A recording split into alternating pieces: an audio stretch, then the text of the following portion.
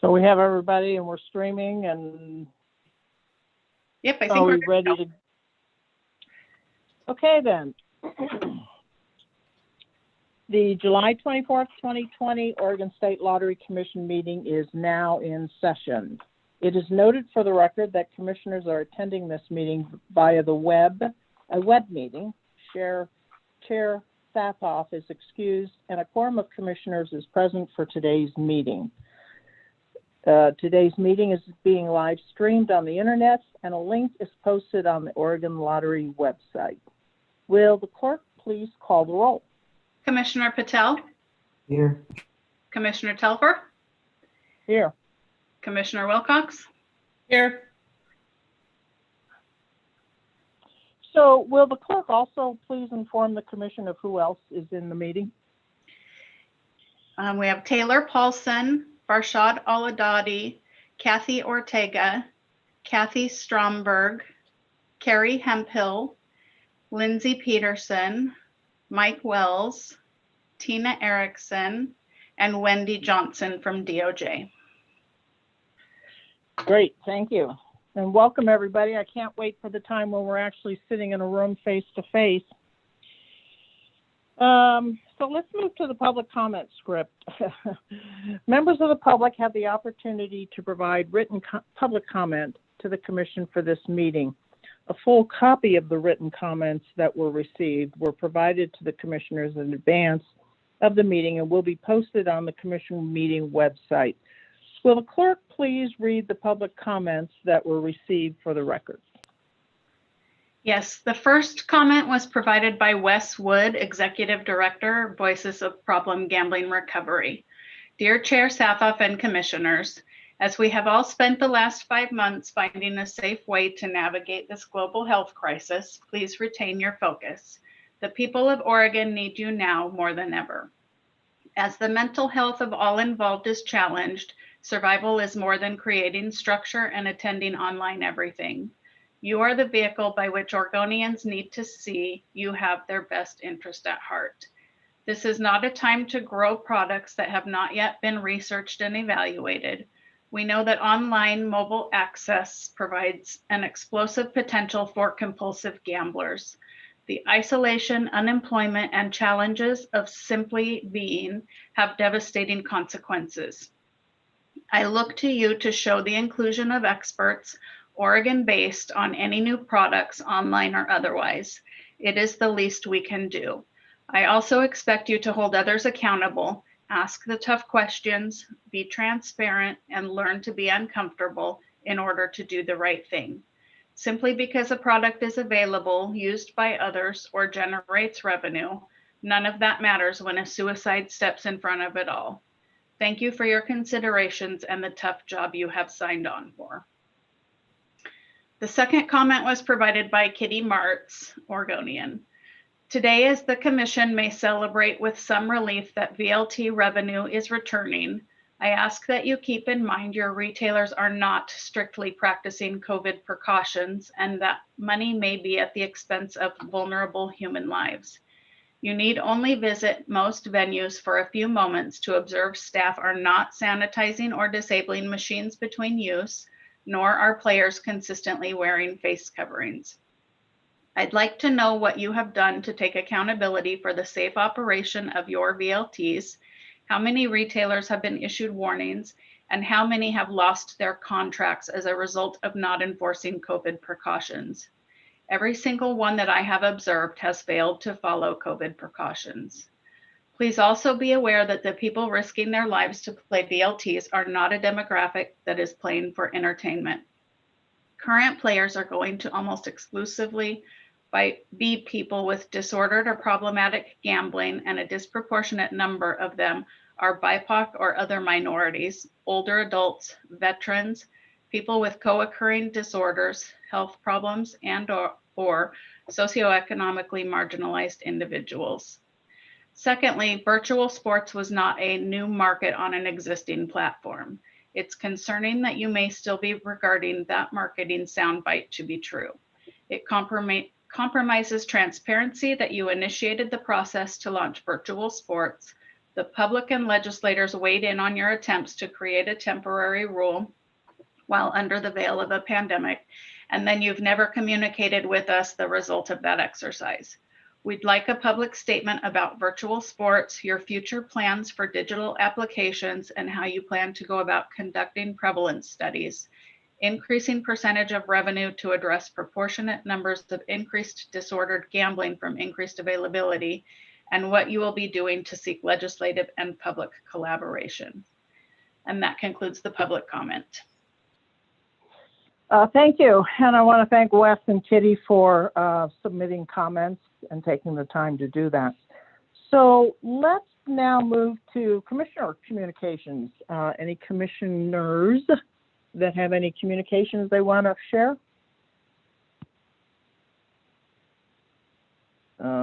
Hearing none. I guess we've all kind of been cooped up. So let's move. Well, actually, I do have a question.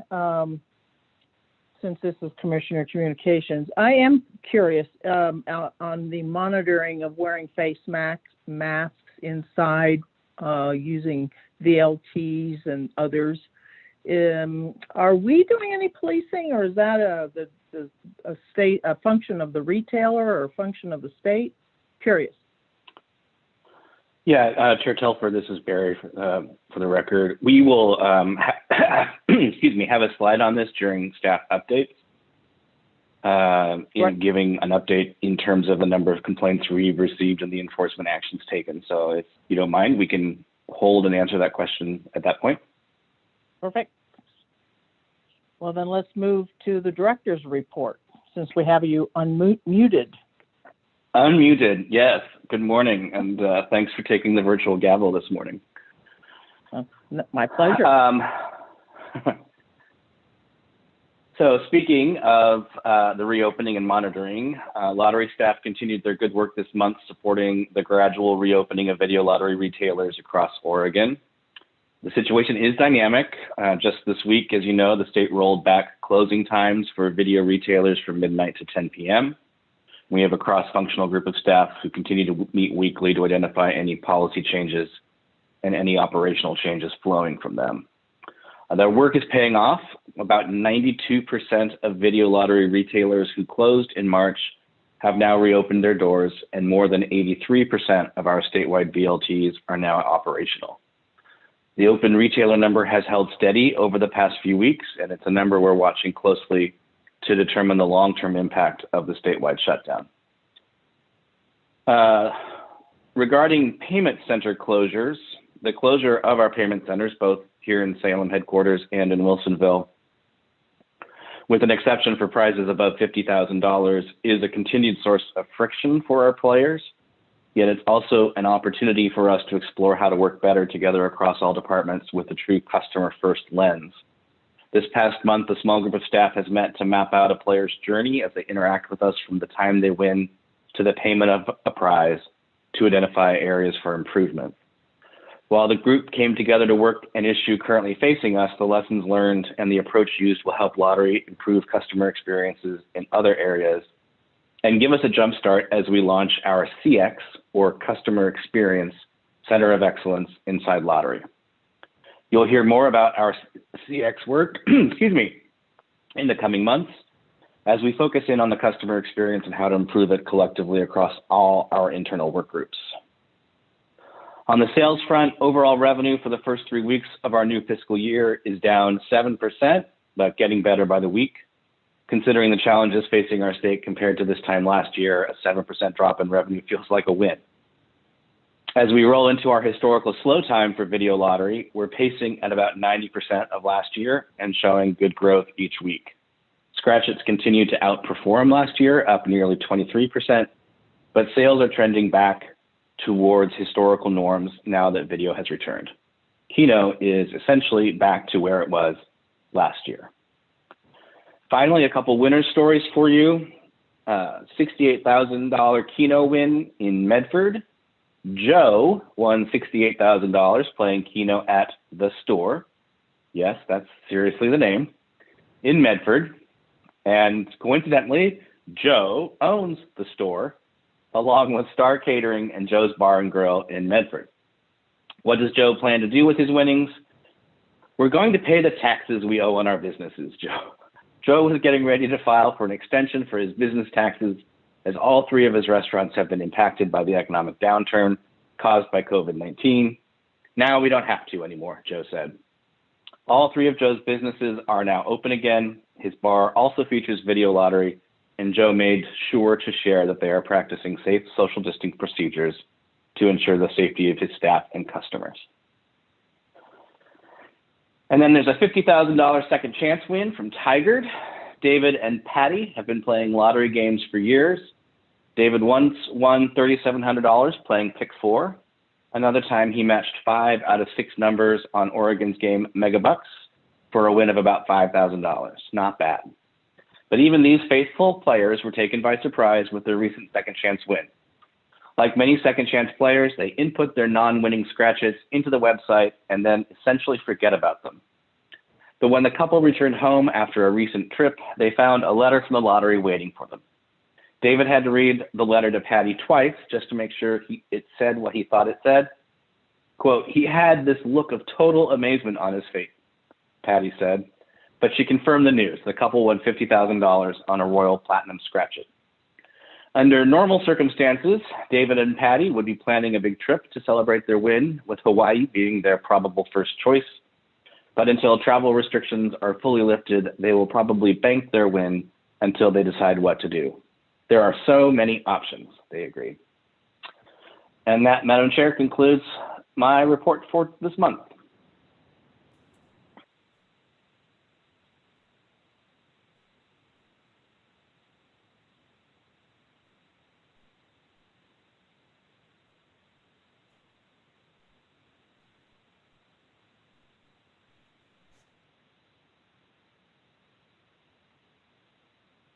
Hello?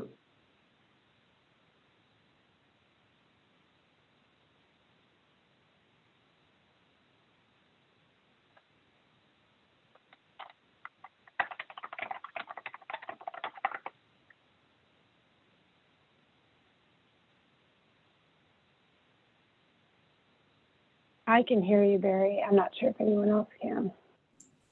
I can as well. I can hear you. Okay, great. Commissioner Telfer, did we lose you? I'm here. Okay. Just waiting for the other 2 commissioners. Julie's here. I do have a question of Barry, if you could hear me. I can. Is there, or have we tracked with the bars going back to 10 p.m. closing rather than midnight? Do we have any data on how much of business has actually occurred after 10 and how much that might impact us? We do. I don't have those numbers handy, but I could have staff run those and get them out to you. Okay, thank you. We can look at how much play occurred between 10 and midnight over the last month, for instance, and then get that out. The rollback to 10 p.m. doesn't take effect till today, so we don't have any real-time data. Okay, sounds good. So was everybody able to hear me on the minutes? No. Well, then let No, me Chris, we didn't hear anything after my report. Oh, okay. Well, let me move on then. The minutes of the previous commission meeting have been circulated to the commission. If there are no changes to the minutes, is there a motion to approve? I move that the minutes of the Oregon State Lottery Commission on June 26, 2020 be approved as final as presented today. Do I hear a second? Second. Will the clerk please call the roll? Commissioner Patel, Aye. Commissioner Telfer, Aye. Commissioner Wilcox, Aye. For the record, the motion has passed. So the next is the exciting part of the meeting, the financial report. Kathy Ortega, the floor is yours. Yes, I'm doing a quick audio check. Can everyone hear me? Yes. Yes. Good. Commissioners, Director Pack, for the record, my name is Kathy Ortega, Chief Financial Officer for the Oregon Lottery. And we're going to take a brief look at the operating statement for the month of June and the first look at our preliminary statement for the year end fiscal 20. If you would turn to the materials provided, I'll start with the month of June. And just as a reminder, we are not going to approve the statements today because we are still in the process of closing our books and dotting our I's and crossing our T's, getting our year end in order and starting our audit. So we will come back to you next month for approval, and I will highlight for you at that point in time if there have been any changes to the numbers that I'm presenting today. Looking at the month of June, we had $75.3 million of revenue on a budget of 30.8, almost 30.9, or $44.5 million favorable to budget for the month. And this represents the return of our video sales prior to what was anticipated in the forecast. The commissions, when we have a positive revenue variance, also directly impact us. But one of those good negatives where if we have more revenue, we're paying more commissions. We are significantly under budget on our expenses, resulting in a net profit of $48.9 million on a budget of $4.7 million, or $44.2 million favorable. And this reflects the cost-cutting measures that it reflects the positive revenue and also the cost-cutting measures that we took while we're waiting for our market to stabilize from COVID. Going to the next statement, it is the year-to-date statement through the month of June on a preliminary basis. For the year, we're looking at $923.5 million on a budget of $870.4 million, or $53.1 million. Favorable on the revenue line. And we are looking at a net profit of $572.5 on a budget of $463.9, or $108.7. And just as a reminder, as the revenues come back, we are going to, throughout the year, be looking at building back our reserves, resulting from revenue continuing to come back into the system and some of the baseline budgeting that we did, minimal, keeping the lights on spending. So we're hoping that as time moves on, we'll start to rebuild some of those reserves that we had previously enjoyed. On the schedule of services and supplies, the current month is basically just fluctuations on normal type of things, timing differences and invoices coming in at the end of the year. On the year-to-date basis, you're looking at the $1.2 million negative variance on network recovery from retailers, and that represents the decision that we made to absorb the telco charges for retailers during the first couple of months of the statewide shutdown and when bars and taverns were not open. I have a preliminary balance sheet for you today to take a look at. And I also have the schedule of capital spending for the year, which does reflect the cost-cutting measures that we put into place. We had an original budget of, $56.6 million, and we've only spent about $8.7 million on that, with a remaining budget of $47.9, which we are not going to spend. And you've already approved the budget for next year, which also reflects reduced capital spending and not some of the carry forward that you would typically see from our budget at this time of year. And with that, I'd be happy to answer any questions on the report today.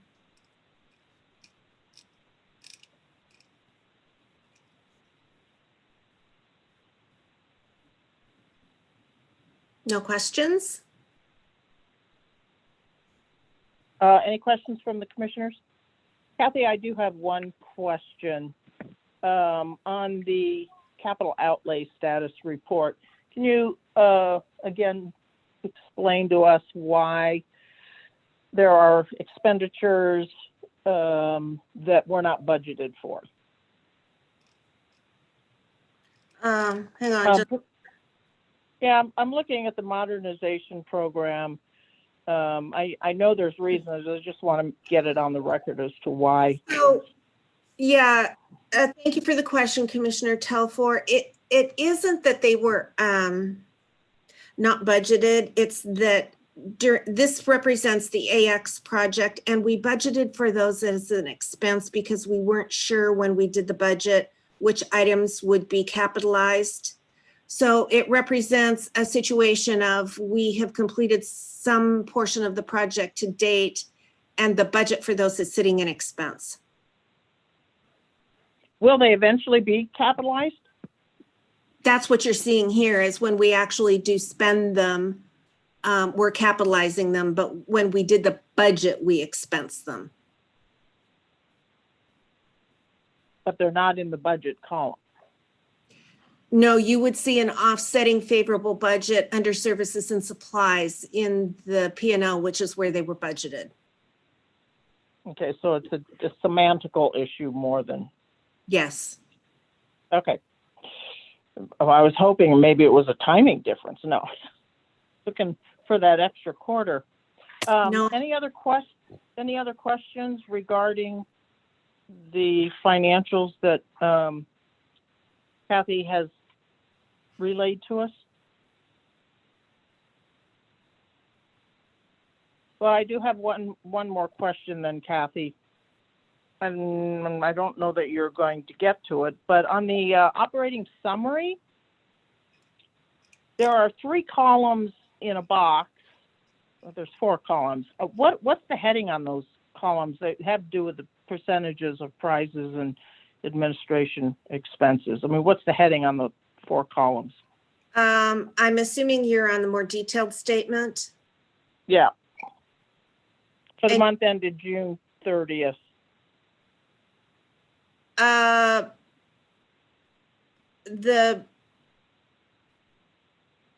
Okay, I'm looking at the box that has the administrative expense percentages and the prize percentages. Is that what you're referring to, Commissioner? Right. The first column has prizes of 91.3%, administrative expenses of 3.1. The next column says 90%. So what's the difference in those 4 columns? Those columns are just reflecting the actual calculation for the current month. It follows the headings above at the top. The current month actual, current month budget, last year actual, and variance. Okay. Okay, because they are basically by traditional video, sports, and total lottery. So it has to do with each of those headings. Yes. Okay, thank you. Anything else financial, Kathy? Not today. Wow, okay. Well, thank you. Then let's move on to staff updates. I don't know who's going first, if it's Tina or whomever. So Commissioner Telford, this is Kathy Stromberg for the record. I'm the Corporate Affairs Officer, and today for staff updates, we're going to provide you guys with a quarterly update on the products. And Tina Erickson will be kicking it off with a lottery product portfolio update.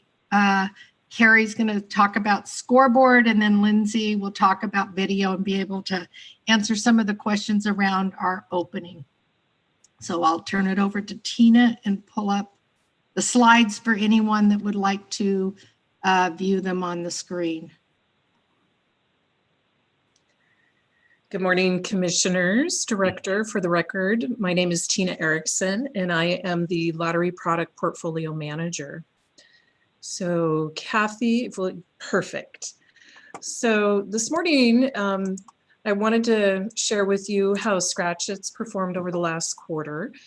We saw a large growth there, really due to the shutdown that COVID-19 had on our video lottery retailers.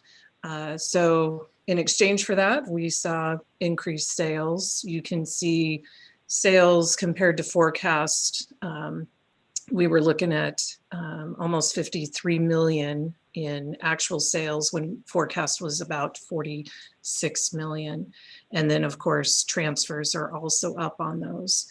As Barry alluded to, we are starting to see that Scratchits sales are coming down more to the norm now that video lottery retailers have opened back up.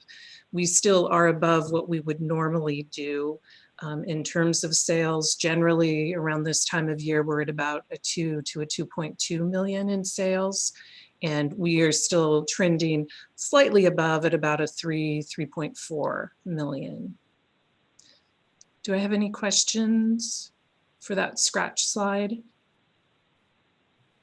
Okay, so Keno, again, you know, Keno and video tend to pair very nicely together. And as a result of that, we did see Keno sales decline.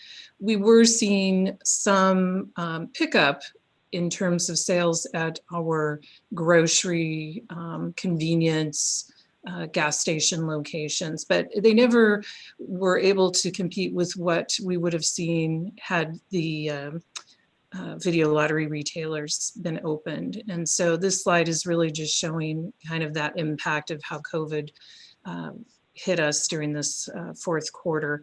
The nice thing is though, Keno is rebounding as those retailers are opening back up at the bars, restaurants, and some of our limited menu retailers. So any questions for this one? And then the last slide that I have today is really just about our jackpot games, and the forecast and actuals, they're pretty equal. We did have a $410 million Mega Millions jackpot in June, but nothing really notable in terms of jackpot rolls. I do want to just point out on the transfers, actuals versus forecast, some of the impact to that was due to our Oregon's Game Megabucks. The transfer for that particular game was down by 1.16 million. And that's really due to a couple of things. We had 2 jackpot wins within about 5 weeks of each other. And those wins actually were taken as annuity.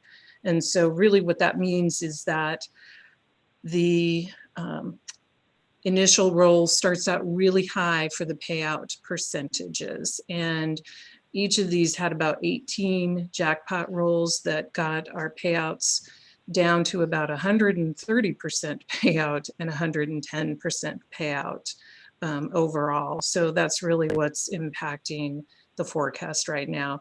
And generally, the number of rolls for a jackpot before it gets hit is between about 55 and 65 rolls. So these two were just an anomaly at this time. And that's all I have today. I don't know if anyone has questions for this particular slide.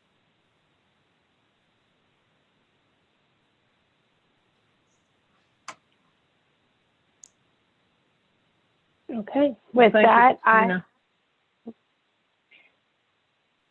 good morning. Go ahead, This Kathy. is, When is the next updated economic forecast going to come out?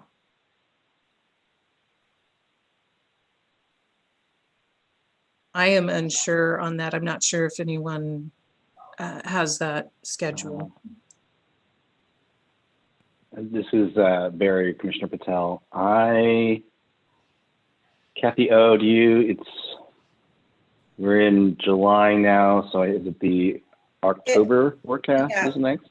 It'll September? be, yeah, September. Yeah. Thank you.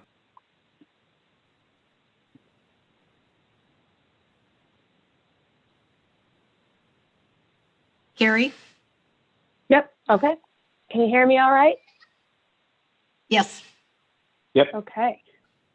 Chair, Commissioners, Director Pack, for the record, my name is Carrie Hemphill, Sports Betting Product Manager, and I'm here to present the scoreboard update. So the majority of professional sports have continued to be on hold during Q4 and due to the COVID-19 pandemic. So therefore, the lower than average markets available for scoreboard players to wager on has been a characteristic of the last few months.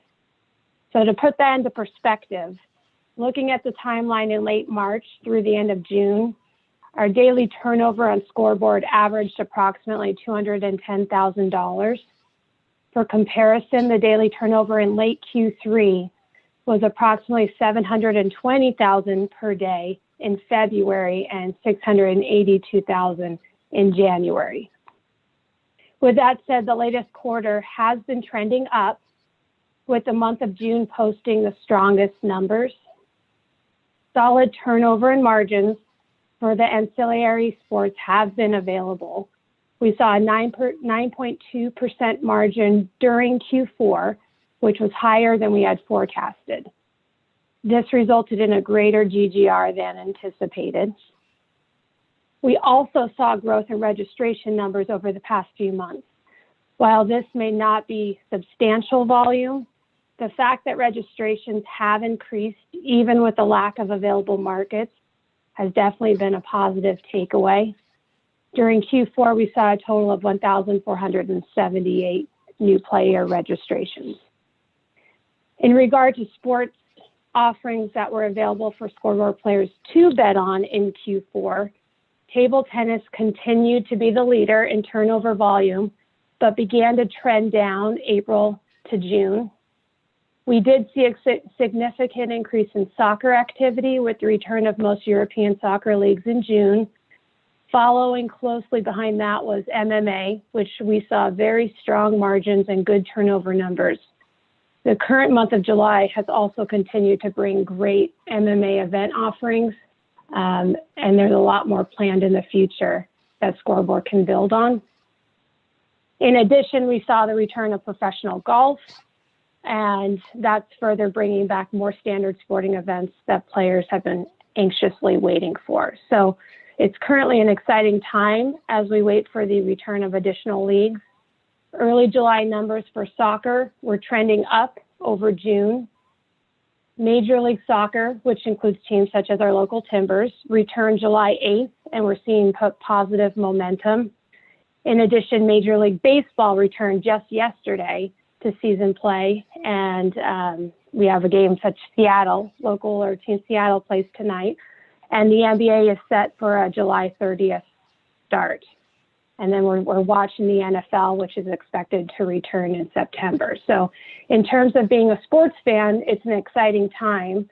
The plan looking ahead is to make sure Scoreboard is ready to welcome back players as they see the return of their favorite markets to play. And that's my recap for the quarter.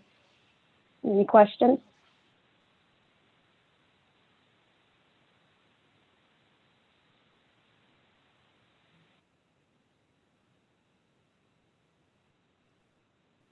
Okay, good morning, Commissioners, Director Pack.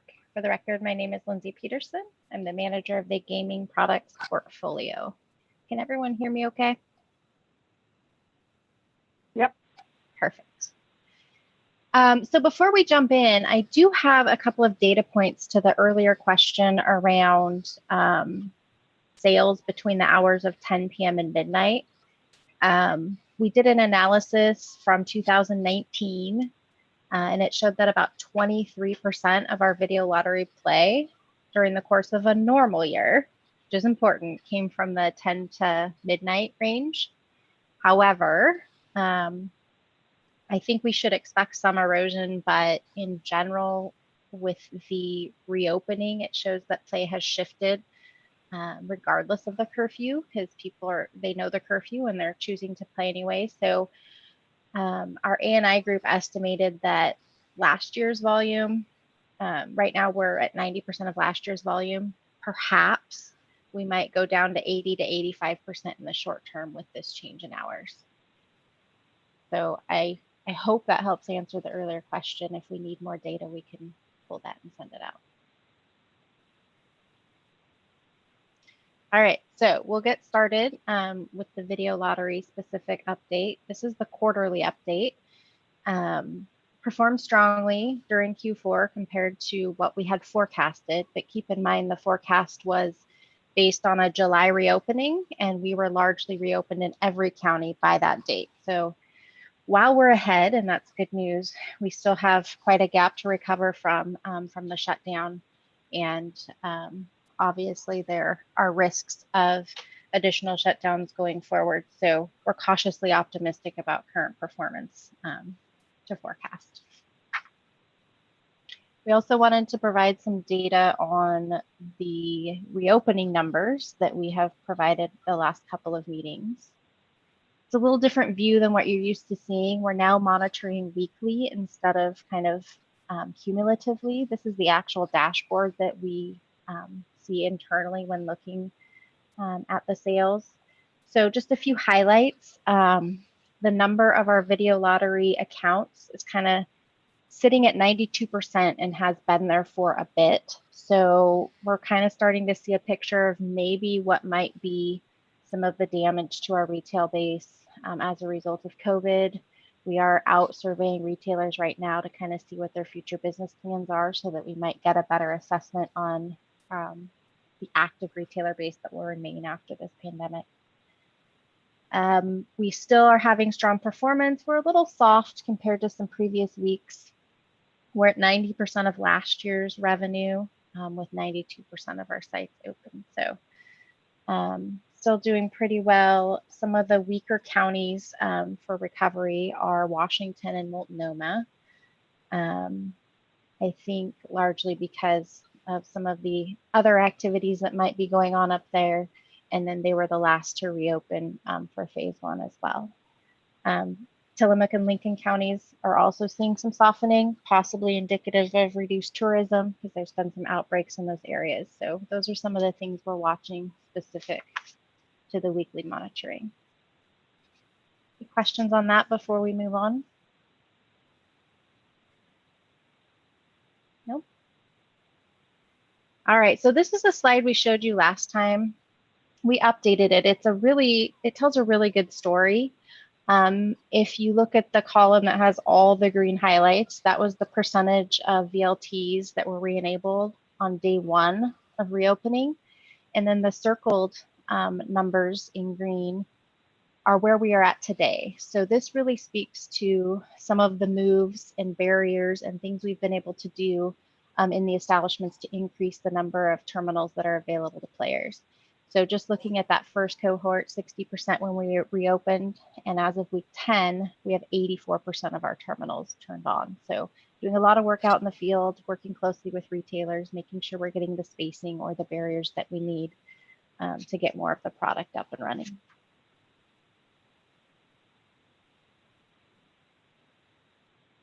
Next slide.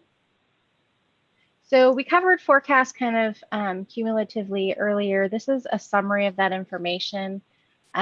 Just going to talk about the run rate a bit. So if we continue at our current rate of sales, we'll be at about 457 million through Q4 or through January of 21. So we're beating the forecast again. To the earlier question, we expect the forecast to be edited probably pretty heavily with the next round, but we are starting to smooth out the run rate as this new normal takes hold. So we're seeing about $2 to $3 million per day in video lottery sales.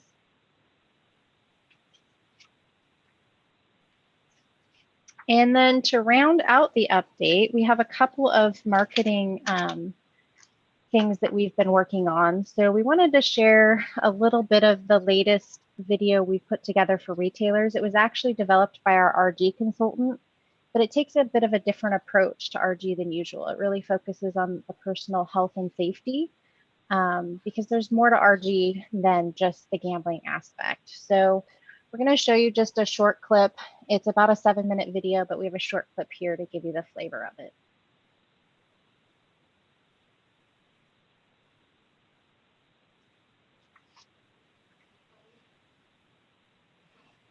There's no sound.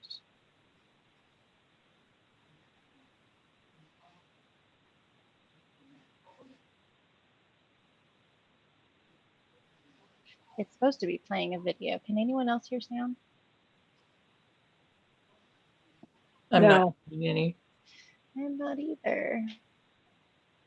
Kathy, I don't know if you can. We'll go. I don't know if your volume's turned down. In any event, we can share the link to the video, and you guys can take a look at it. But it's really a take care of yourself video during this time. Not so much about gambling. In fact, gambling isn't even mentioned in the video. Sorry about that. It's as high as it'll go. It was a soft recording. Sorry, guys. And then I think we had one other slide there. Yeah, so we previously shared the Play It Safe campaign. I think Shad shared that out. We've been able to expand it a little bit digitally to push people back to retail and show them that we're open. And these are little animated clips. There is no sound on these. But they kind of catch your attention. They're available on social.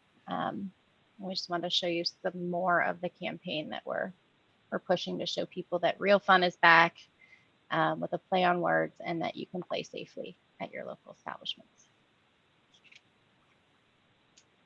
And that is all I had for an update today. Any questions?